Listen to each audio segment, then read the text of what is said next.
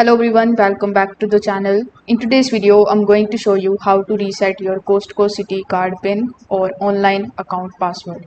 So first of all, for your Citi online password, you need to come here on citi.com/sign-in, which is basically the sign-in page of Citi.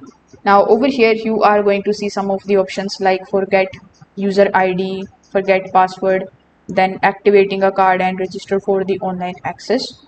So over here you just have to simply select the option of forget password.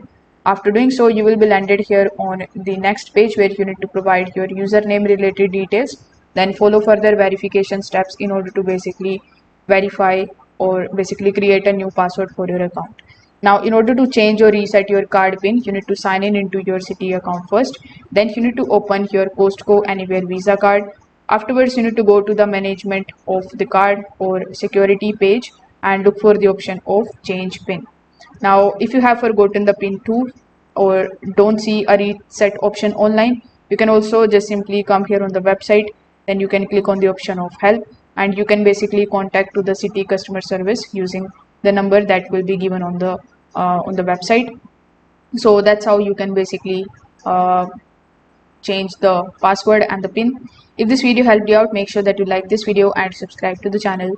Thanks for watching.